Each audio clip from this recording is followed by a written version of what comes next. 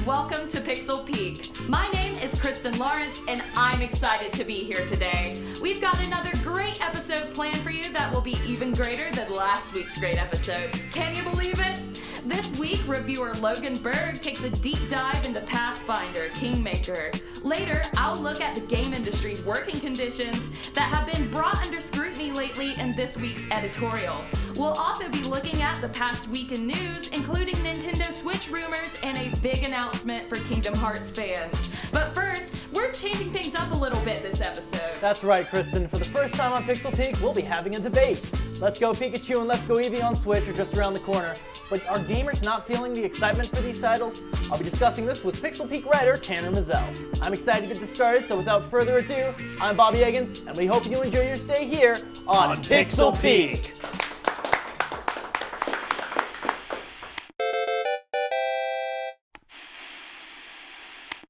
Dropping on November 16th, Let's Go Pikachu and Let's Go Eevee will be the third Pokemon game on the Switch after Pokken Tournament DX and Pokemon Quest. However, this still won't be the core Pokemon game fans have been waiting for, as Let's Go changes the visual style, changes how you catch Pokemon, and implements a co-op mechanic. Is this game going to satisfy Pokemon fans or leave them feeling bored? On my left is Tanner Mazzell, who we're dubbing as #ProLet'sGo, and on my right is Bobby Eggins, who is #ProLetGo. Thank you both for being here. Thanks for having us. Thank you. So, as for the first question, let's start with Bobby here. Would this game have been made if Gen 8 was coming out sooner? Absolutely not. This is a tied-over game, kind of just to keep people placated, to make sure that Game Freak can say, no, we totally released a new Pokemon game in 2018. Are you crazy? It was Let's Go Pikachu and Let's Go Eevee. But if Gen 8 was already out, this would have been swept under the rug. All right, Tanner. On the other hand, they've taken breaks between releases before, and the success of Pokemon Go was so immense that it was bound to make its way into a mainline game, whether that be through motion controls or location GPS functionality or something else that Pokemon Go implemented. Alrighty, is the Pokemon Go implementation a legitimate game mechanic or a gimmick to promote the mobile game? I think as far as how it's set up in the game, it's just a gimmick. Sure, you can use your Joy-Con to throw a ball, but they had motion controls on the Wii, and not a lot of people remember the Wii very fondly. And it's $50 for the little Pokeball controller, too. Tanner? Well, the Pokemon ball or the Pokeball controller is not a necessary component to play the game, and Nintendo President Reggie Fils-Aimé has iterated many times before that they are trying to implement motion controls in a game or in their games like Splatoon 2 ever since Splatoon 1 was released, and making that a more viable means of controls in their mainline games. All right, next question. In your opinion, will co-op be fun, and will this appeal more to casual or hardcore gamers? So we'll start with the first one, go to the second. So as far as I've heard, co-op is drop in, drop out, and the second player doesn't get to get their own Pokemon. They just use the Pokemon that player one has. So let's say you're playing with a younger sibling, and they really want to use a Pidgey, but you haven't caught a Pidgey. Guess what the fight's gonna be about? And secondly, well, actually, I'll give it to Tanner first. See how he feels about the co-op. I think co-op will be very warmly received in this game, mostly because fans have been asking for it as a feature. It also helps within battles in the game, because those battles turn into 2-on-2 battles or double battles, whereas if you were to not play with a friend, those battles that you would be having with gym leaders and other trainers would become just single battles. Okay, so will this appeal to more casual or hardcore gamers? I think this is absolutely more of a casual game. As far as Pokemon fans go, I don't think it's got less mechanics per se than some of the other games, but I don't think it's going to be a huge hit with the more competitive scene. because I know in Pokemon Go, there's not really a breeding mechanic, which is huge for making a good competitive team. I can see that point, but they also, they've just implemented a more interesting way to play the game. I think that hardcore Pokemon fans and hardcore gamers will appreciate the mix-up in the way you play Pokemon rather than just pressing buttons and farming and IV breeding, chain breeding, all of that. I think this is a welcoming change, and I think that both casual gamers and hardcore gamers will feel warmly or feel strongly about the positive change that this will affect the game. All right. So, in your opinion, is Eevee the right Pokemon for the second in command role behind Pikachu? Oh, absolutely. In the original show, Gary Oak actually got Eevee as his starting Pokemon, and it was featured prominently in several episodes with him, and even in the opening credits. Just like Ash's Pikachu is a staple of the series because it belongs to the main character. On the other hand, Eevee is 12th on the most popular Pokemon in Japan's list. So the number one being Greninja. So I don't understand why they wouldn't have implemented Froakie as one of the starter Pokemon, since it is the starter of the most popular Pokemon in Japan. Isn't this a Gen 1 only game? Well, it didn't have to be. They've gone back and done remakes of other games like Pokemon Fire Red and Pokemon Soul Silver and Heart Gold and Omega Ruby Alpha Sapphire, so they could have just as well implemented more Pokemon in this game. All right, thank you both for your opinions. If you're interested in Let's Go Pikachu or Eevee, you can pick it up on November 16th. If you don't think this game is for you, you can wait for Pokemon Gen 8, which is scheduled for a late 2019 release. I think we've covered Pokemon enough today, so let's move on to the news segment. But first, thank you to our live studio audience for joining us today. Give yourself a round of applause. And now, your news. This week, we're starting with a bit of Switch news. On October 4th, the Wall Street Journal reported that Nintendo is planning to release a second iteration of the Switch sometime in 2019. Nintendo hasn't decided on the new features it wants to implement in this edition of the hybrid, but one option that the publisher is discussing is a higher quality screen, which could slim the system down and make it more energy efficient. The new model, which Nintendo hopes will continue the strong sales numbers that the system has seen so far, may see light as early as next summer. Between its launch and the end of this June, Nintendo had sold just under 20 million Switches, and the company hopes to sell an additional 20 million by March of next year. The new model would presumably also fix the unpatchable exploit that takes advantage of the Switch's NVIDIA Tegra X1-based GPU's recovery mode. This exploit allows homebrewers to crack the Switch and install unlicensed software onto the system. In hopes of energizing the Mega Man brand, Capcom announced that the Blue Bomber would be coming to theaters sometime in the future. The film adaptation currently has no official timetable, but it will be written and directed by Henry Joost and Ariel Schulman, who also wrote and directed movies like Paranormal Activities 3 and 4 and Nerve.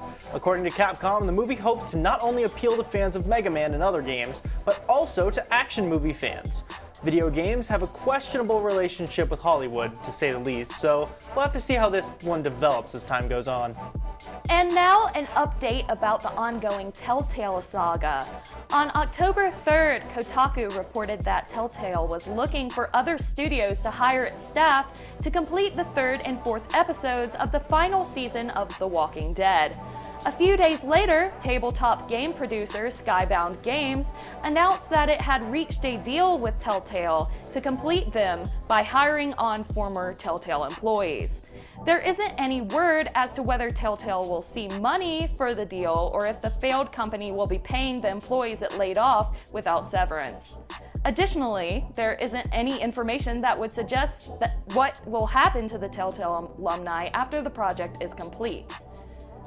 This comes just 2 weeks after the developer laid off more than 250 staff members, leaving only a 25-person crew behind to finish the ongoing arc of Minecraft Story Mode. The sources that Kotaku spoke to said that the final season of The Walking Dead was virtually finished and the game only needs polishing before release. However, even Minecraft Story Mode's future seems unclear now. Rachel Noel, a member of the skeleton crew that was left behind to work on the game, announced on Twitter that she and the team had also lost their jobs. In a tweet, she said, "Hey, remember how there was going to be a skeleton crew staying on for a while and I was part of it? Nah, JK, we all just got laid off too." In positive news for streamers in the Seattle area, Ars Technica reported on October 1st that the Seattle Police Department was beginning an anti-swatting service. For those unfamiliar, swatting is a term the FBI began using in 2008 for prank calls made to emergency services in an attempt to have SWAT teams dispatched to innocent folks' houses. The so-called prank has picked up steam in the gaming world over the past decade. In 2017, Andrew Finch was shot and killed by a police officer upon opening his door after being swatted. The Seattle PD program allows members of the tech industry and gaming community to sign up to a third-party list called Rave Facility that will allow people to share their swatting concerns with the department to improve police response to any swatting incidents. Co-founder and president of Blizzard Entertainment, Mike Morhaime, announced on October 3rd that he would be stepping down from his position, effective immediately. He will remain at Blizzard for the time being as a strategic advisor, but World of Warcraft executive producer J. Allen Brock is taking over as president of Blizzard. The former president said of his successor, "Jay is an inspiring leader who has shown unwavering commitment to Blizzard's community in his 12 years with the company. His leadership on World of Warcraft leveraged his vision, creativity, and commitment to quality, and together with the rest of the dev team, helped deliver an experience that is unprecedented in our industry. I couldn't be happier for Jay, and know that Blizzard will continue to make great games with him at the helm." Morhaime had served as the president of Blizzard since 1998 and the CEO since 2007. Creator and author of the Witcher book series, Andrzej Sapkowski, has asked for developer CD Projekt Red to pay him $16.1 million in royalties after the video game adaptation of the series' success. In a post on their website, CD Projekt Red called Sapkowski's demands groundless, saying they are outside of what was originally agreed upon between the two parties. However, the developer said it wishes to remain on good terms with the author, and in its post said the board will go to great lengths to ensure amicable resolution of this dispute. Apologies for any mispronounced names.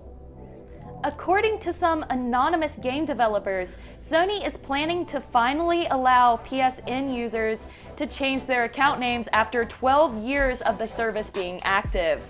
The feature to the PlayStation system was hinted at by chairman of Sony Interactive, Sean Layden. He told Greg Miller of Kinda Funny that he wouldn't have to ask about name changes at the next PlayStation experience, which was originally scheduled to occur before the end of 2018. However, because of the lack of new content to share, Layden announced that this year's US PSX event would be canceled, so any news about name changes will come at another time. Back in September, the futures of the murder mystery series Danganronpa and Zero Escape were uncertain. The directors and writers of the two franchises, Kazutaka Kodaka and Kotaro Uchikoshi, respectively, both left developer Spike Chunsoft last month with bitter feelings and the desire to do something different. Fortunately, last Wednesday, the two revealed that they were developing the ultimate game about school children and murder, together titled Death March Club. The game follows a group of students who get kidnapped by a clown and taken to an underwater amusement park. Despite Tokyo Games' lack of engineers or coders for creative reasons, Kodaka and Uchikoshi are confident of a 2020 release date. Again, apologies if any names were pronounced wrong. Ever since Square Enix introduced compilation titles for the Kingdom Hearts franchise, fans have wanted a single game to encompass the entire story. After games like Kingdom Hearts HD 1.5 plus 2.5, and 2.8 Final Chapter Prologue that didn't quite hit the nail on the head. Kingdom Hearts The Story So Far was announced on October 5th. The Story So Far is a collection of 9 games on one disc that tell the happenings of everything before the upcoming Kingdom Hearts 3. In addition to HD 1.5 Plus, 2.5, and 2.8 Final Chapter Prologue, the game includes the DS titles with HD cutscenes, all the PSP titles, and even the feature-length film that summarizes the web game, Kingdom Hearts Union Cross. The game is pre-orderable on Amazon for just $40, but only on PS4. An Xbox version of the game has not been announced, and such an announcement could be unlikely due to the game's quickly approaching October 30th release date. You may be tired of hearing about the Telltale shutdown, and to be honest, we're getting tired of writing about it. But not because we think it's boring, more so that we think it's a very unfortunate ending to a once celebrated developer. The story has also brought up the issues of working conditions for game developers and what it could take for positive change to come to the industry. For this week's editorial, I'd like to send it to Kristen.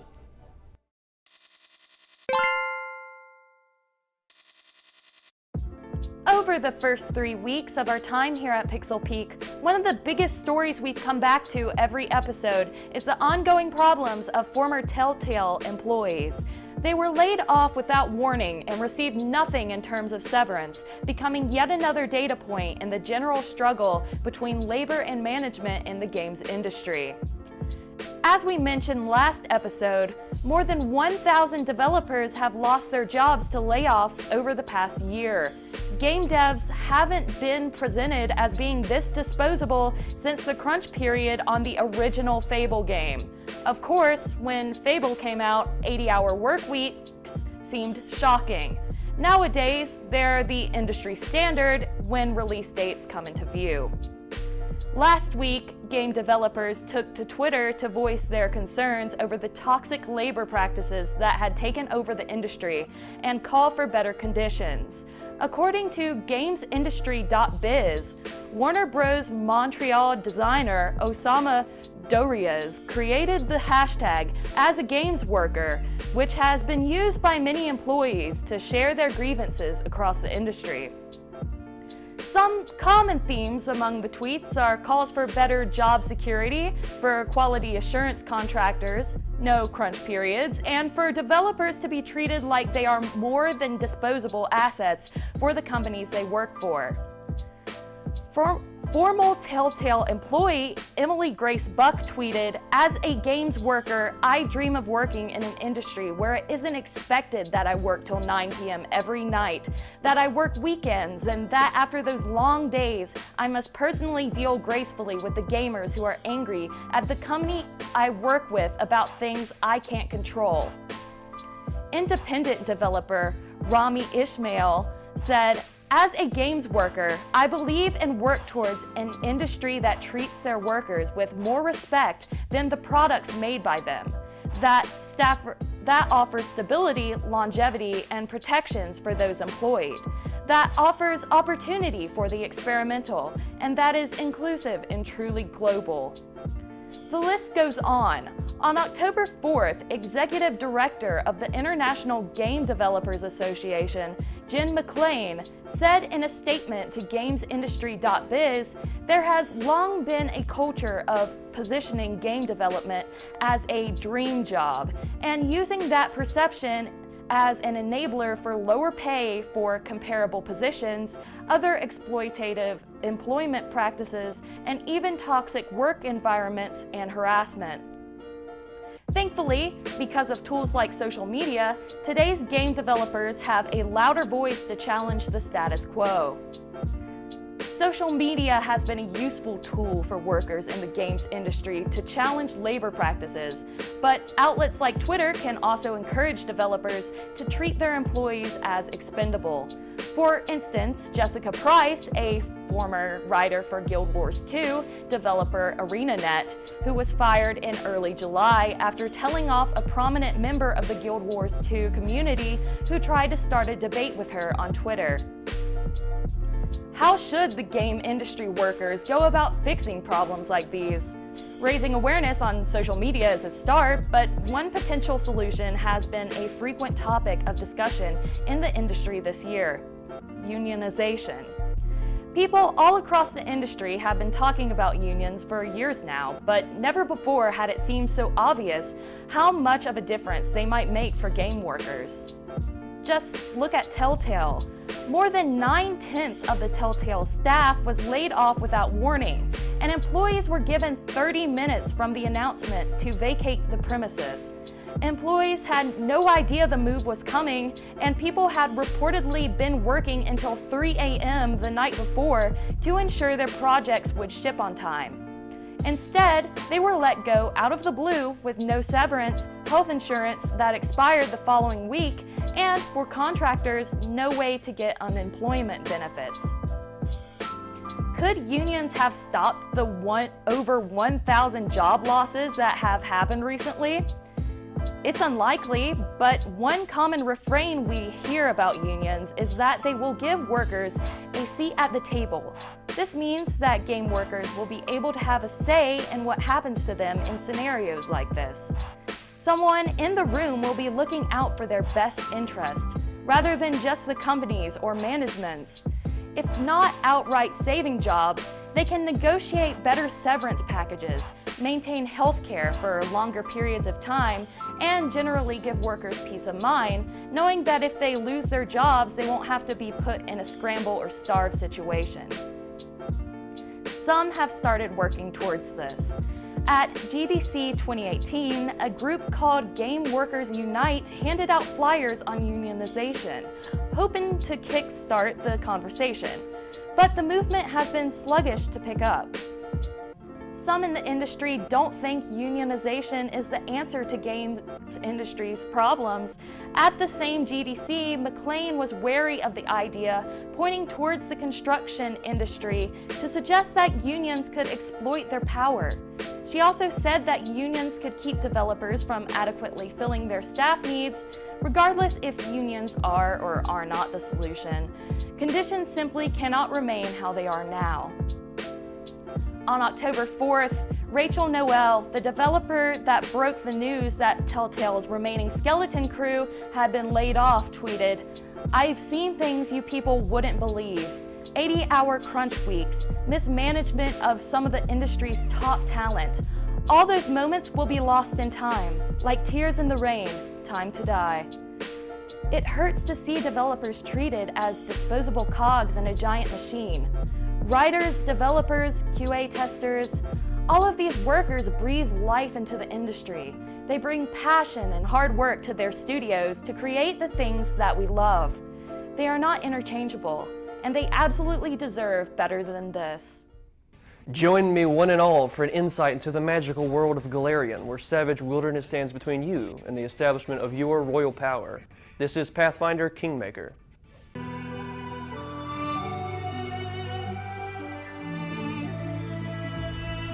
Pathfinder Kingmaker emerged on September 25th as an isometric role-playing game, the first title from Owlcat Games. While a small, scantily known company, they're actually comprised of industry veterans. Backed by publisher Deep Silver, acclaimed RPG writer Chris Avalon, the Pathfinder tabletop franchise, and a Kickstarter raising over $900,000, the ingredients that went to this game promised a rich outcome. Our story begins with a call to action, as adventurers from across the land are called into service to strike out into the wild stolen lands, defeat the local bandit known as the Stag Lord, and build a kingdom from the ground up. Oh, and you have just 3 months. It's a daunting task for sure, but between the support of your benefactors and a cast of companions, there's faith in your abilities. But there's the question, who are you? As fans of the Pathfinder tabletop system itself know, character creation is king. While you have the option of choosing a pre-made character, you'd be missing out on the intricacies of the system. You've got your portrait, race, class, skills, abilities, spells, and all sorts of personal details, all spanning multiple pages. And depending on your choices, there's even more tabs. Take for instance my character. I created a cleric, which in turn prompted me to pick the deity my character gets his power from. This isn't just cosmetic. I went with worshipping Asmodeus, essentially this world's legalistic Satan. In turn, it shaped my decision to make my character lawful evil, someone self-serving but willing to abide by codes of honor and contracts. And on the gameplay side, it meant that my cleric was imbued with negative energy, harmful to the living but quite pleasant to the undead. This fact likewise influenced how I built my special feats and abilities. I didn't want to constantly friendly fire on my living companions, so I added a selective fire feat for my powers.